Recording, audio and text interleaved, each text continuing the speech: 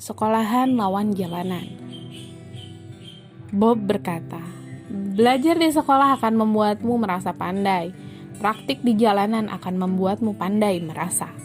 Sebuah teori yang kerap dibenturkan Bob Sadino dalam kehidupan berwira swasta, yakni sekolahan lawan kehidupan jalanan. Orang pintar dengan gelar perguruan tinggi bertebaran di mana-mana. Namun terkait wira swasta, nyaris tak ada orang yang menunjukkan tajinya.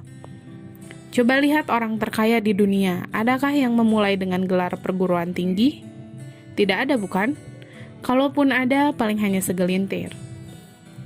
Sebaliknya, orang-orang yang terkenal merajai pasar dunia justru sukses karena mangkir dari sekolahan. Begitu pula orang-orang terkaya di Indonesia. Adakah salah satunya yang bergelar perguruan tinggi? Malahan banyak yang hanya lulusan SMP atau SMA. Tak jarang pula yang cuma lulusan SD.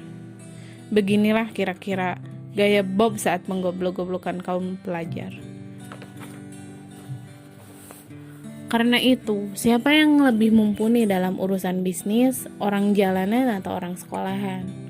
Lantas, mengapa mereka yang besar dari jalanan lebih bisa hebat dari yang merangkak dari sekolahan? Kalau mau dirangkum, calon pengusaha memang kerap dilanda dilema saat hendak memulai usaha.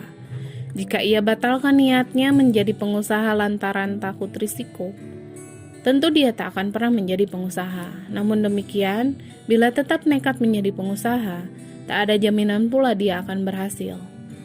Ada rentetan kegagalan yang pasti menunggu untuk ditaklukkan. Misalnya, kehabisan ide, kehilangan sumber penghasilan, menanggung utang, dan lain-lain. Jadi, bagaimana cara menghadapi dilema sulit seperti ini? Ada sekian opsi dan jawaban atas permasalahan tersebut.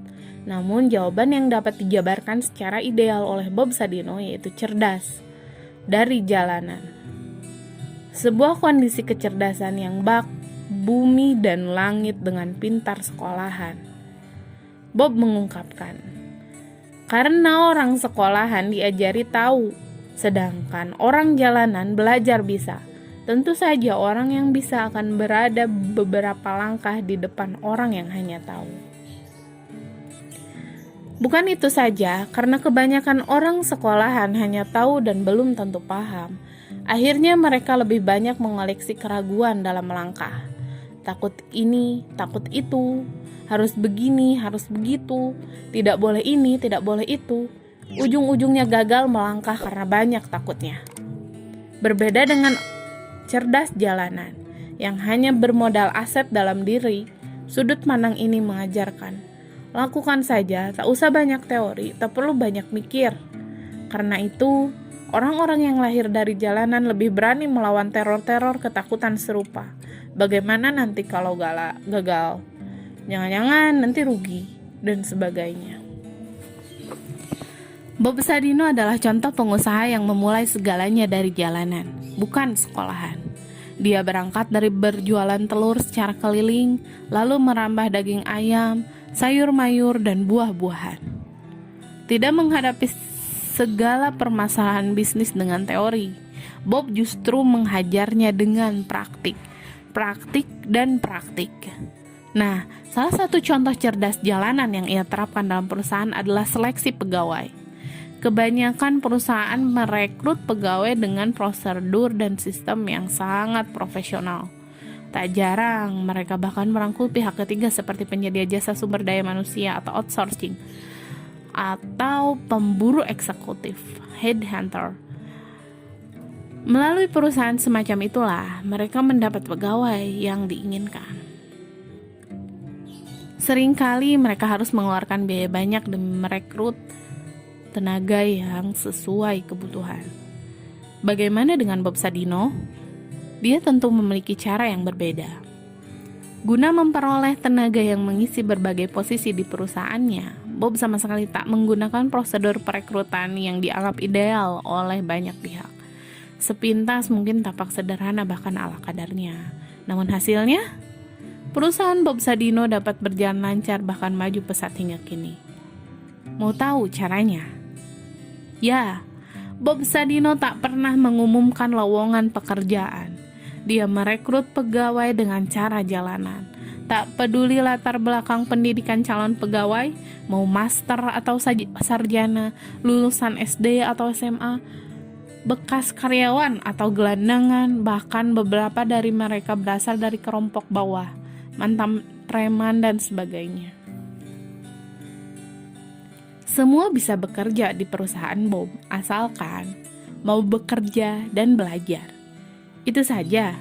Ya, itu saja. Wah, terdengar serampangan sekali.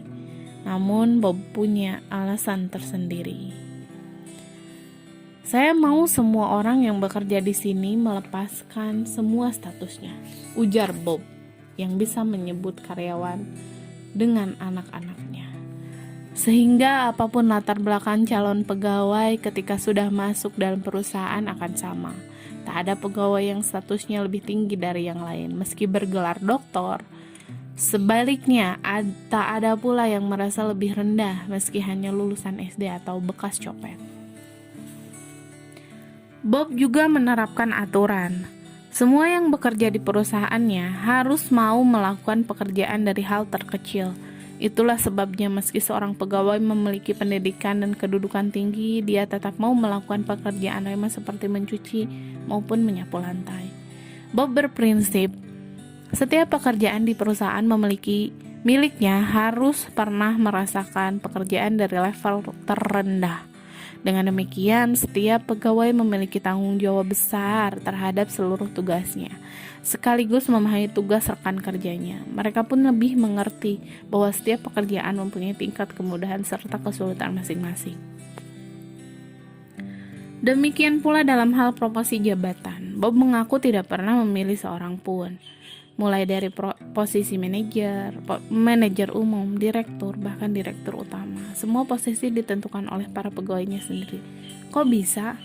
Inilah letak kehebatan manajemen sumber daya manusia ala Bob Sadino. Bob tak pernah kenal teori manajemen SDM canggih, namun apa yang dia terapkan jauh lebih canggih dari teori. Buktinya, saat perusahaan membutuhkan direktur utama untuk menggantikan posisi Bob, seluruh karyawan diberi kesempatan untuk memilih. Bob juga memberi kesempatan kepada siapa saja untuk mengajukan diri, bagi yang merasa mampu dan mau menduduki posisi itu. Jika tidak ada, maka pegawai lain yang mengusulkan calon. Apabila pegawai yang dicalonkan merasa masih banyak kekurangan, maka seluruh lapisan akan membantu menutupi kekurangan tersebut. Misalnya, melalui bantuan saran, masukan, hingga pelatihan dan mungkin saja sekolah, agar calon memenuhi kualifikasi seorang direktur utama. Itulah cara Bob Sadino menyeleksi karyawan dan menetapkan jabatan dalam perusahaan. Tak hanya berlaku untuk posisi direktur utama, tetapi juga untuk posisi-posisi lain. Para karyawan sendiri yang menentukan siapa yang hendak menduduki jabatan. Tak peduli dengan latar belakang, siapapun dipersilahkan asal mampu dan mau mengemban tanggung jawab kedudukan. Baik dukungan maupun penolakan semua diperoleh melalui kolega mereka sendiri. Nah, sekarang coba sebutkan, perusahaan mana di Indonesia yang berani menerapkan model manajemen SDM seperti ini?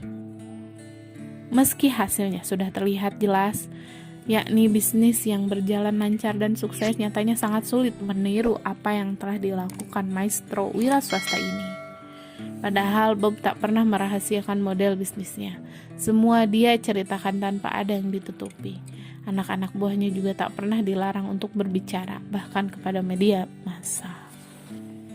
Ya, itulah yang dapat kita pelajari atau ambil hikmah dari perjalanan hidup Bob Sadino, yang dapat kita contoh bagaimana cara mengelola bisnis, terutama dalam manajemen sumber daya manusia dalam bisnis kita.